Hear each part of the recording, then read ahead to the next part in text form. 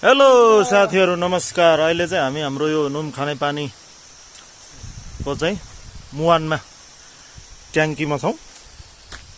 2-4 दिनदेखि चाहिँ पानीको चरम समस्या भएको कारणले हामी चाहिँ यहाँ राष्ट्रिय स्वतन्त्र पार्टीको सभापति नभन्नु सुखदेव तामाङ,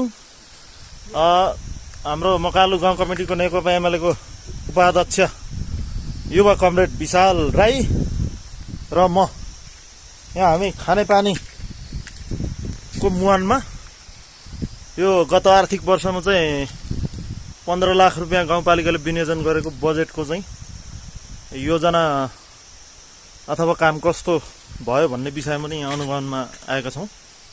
हामीलाई चाहिँ चित्त नबुझेको कारणले अझ यहाँसम्म आएको र पानी पनि नियमित रूपमा चाहिँ अलिकति पिउने पानीसम्म पर्याप्त मात्रामा नआएकोले धेरै समस्या भएकोले चाहिँ हामी यहाँसम्म आएका छौं।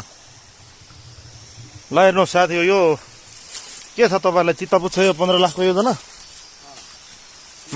सुखदेवजी, तपाईको विचारमा के छ? यो प्राविधिक इस्टिमेट अनुसार बजेट अनुसारको काम चाहिँ एकदम चित्त बुझ्दो भएको छैन भन्नुहोस् त ल। अब एस्टिमेट अनुसार मैले राम्रो